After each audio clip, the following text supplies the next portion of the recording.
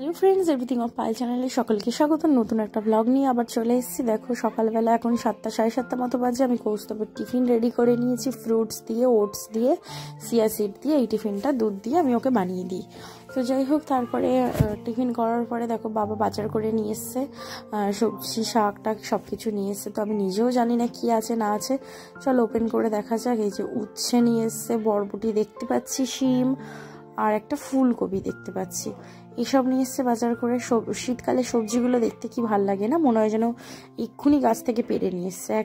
করলাগুলো দেখো একদম যেন তাজা, একদম সদ্য যেন পেরে নিয়ে এসছে। আর ফুলকপিটা দেখাই চলো তোমাদেরকে। ফুলকপিটা একদম ঠাসা ফুলকপি। দেখো অনেক ফুলকপি হয় মানে হালকা হালকা মানে মতো হয় আর কি, ফোপড়া মতো, কিন্তু এটা একদম ঠাসা ফুলকপি ছিল। ফুলকপিটা খুব ভালো ছিল। আর নিয়ে এসছে সিম। এই যে সিমগুলো একদম চকচক করছে, একদম যেন গাছ থেকে পেরে ধুয়ে নিয়ে আসা হয়েছে। আর বরবটি আর ওই যে দেখতে পাচ্ছি কিছু ওলকপিও এনেছে। আমি না ওলকপি বাপের বাড়ি খুব একটা খেতাম না, ওলকপিটা এখানে এসেই খাওয়া শিখেছে ঠিক কথা, কিন্তু খেতে খুব একটা আমার ভালো লাগে না। ওরা খুব খায়, ওরা নিয়ে আসে তো করে দিই, মাছের ঝোলে টোলে দিই, কিন্তু আমার খুব একটা পছন্দ না এই সবজিটা। তো এখানে তো এগুলোই দেখলে। আর দেখো একটা বিনস পড়ে গেছে। আর এদিকে হচ্ছে কিছু শাক এনেছে, মানে পালং শাক। এটা যদি বা কিনে আনেনি, বাজার করে আসার পথে পাশের বাড়ি যে জেঠিমা, সেই জেঠিমা এই পালং শাকগুলো তার মানে বাগান দেখিয়েছিলাম এর আগে তোমাদেরকে ভিডিওতে, সেই বাগানে যে গাছ লাগিয়েছিল পালং শাক গাছ, সেইখান থেকে মানে বাবা নিয়ে এসছে। তো জেঠিমা দেখছি পাতাগুলোকে মানে পালং শাকগুলো কেটে টেটে বেছে টেছে একদম দিয়েছে। তো শুধু ধোবো আর কড়াইতে রান্না। এরকম কি কতজনই বা গুছিয়ে কেটে মানে দেয় বলো, এটাও একটা মানে সৌভাগ্য। তো জেঠিমার বাগানে যা কিছু হয় আমরাও জেঠিমার মতো সমান সমান ভাগ ভাগ ভাগ পাই আর কি। মানে জেঠিমা যখন যেটা তোলে দেয়, কোথায় পুঁই বিটুলি, কোথায় পালং শাক, কোথায় লাউ, বেগুন, মানে যেটা যখন পারে জেঠিমা পাঠিয়ে দেয়। তো বাবার হাতে করে আসার পথে পাঠিয়ে দিচ্ছিল আর কি। আর এদিকে আমি সকালবেলা উঠে ডিম আলু সিদ্ধ বসিয়ে দিয়েছি। ডিম আলু কষা হবে আর রুটি হবে। এই যে রান্নার ভিডিও আমি আর করতে পারিনি, সকালে তাড়াহুড়োর মধ্যে টিফিন করতে হচ্ছে।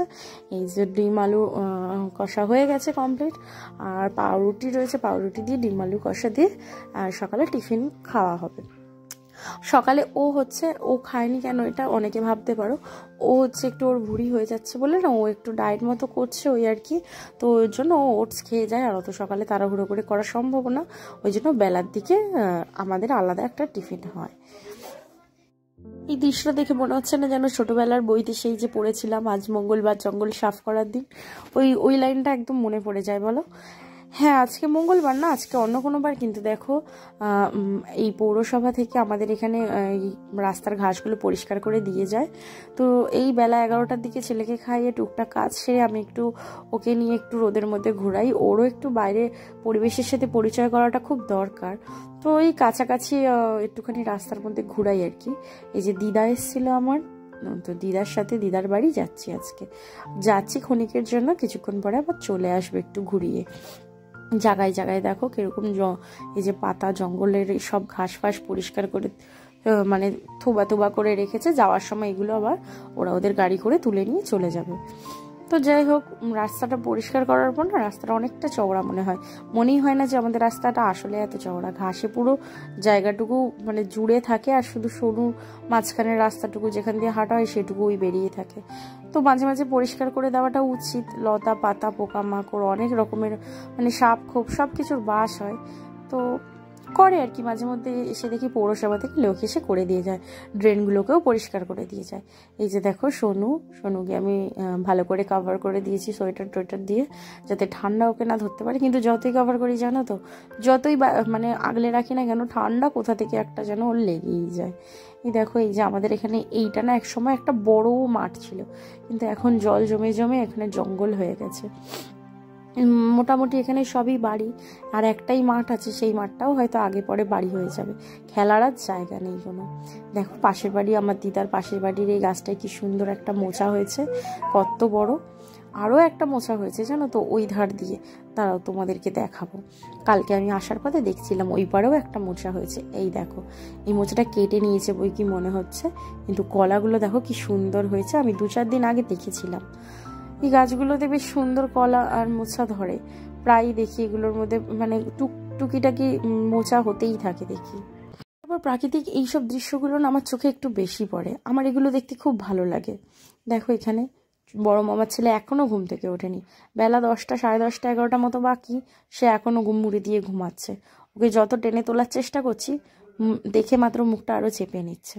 তো ওর পিছনে আমি এরকমই লাগি, ভাই হয় কি না। থাক, ও ঘুমাগোকে আর জ্বালাবো না, ও এরকম একটু বেলা করেই ঘুমায় ছোট থেকেই। আর এদিকে দেখো সোনাই মামির কোলে উঠে গেছে। সোনাই না আমার মামা বাড়ির মধ্যে মামিকে একটু বেশি পছন্দ করে বোধহয়, মামির কোলেই থাকে দেখি ম্যাক্সিমাম টাইম ওখানে গেলে। আমি যখন আমার বোনের বিয়ের সময় এখানে এসে অনেক দিন ছিলাম মামা বাড়িতে, তখন ওই বড় মামির কাছেই ও ছিল। তো ওই দেখছো, বললাম না বড় মামির কাছে থাকতেও পছন্দ করে, ঝাঁপ দিয়ে সবার কোল থেকে বড় মামির কাছেই চলে যায়। এখন অতটা বায়না করে না, প্রথম প্রথম এসে খুব বায়না করতো, তখন শুধু বড় মামির কোলেই যেত। তারপরে বাড়ি চলে এলাম, আসার পর দেখছি যে ফ্লিপকার্টের একটা অর্ডার চলে এসছে, মানে 5 মিনিট হয়েছে ঢুকেছি, ফোন এসছে, ডেলিভারি বয় আমাকে এইটা দিয়ে গেল।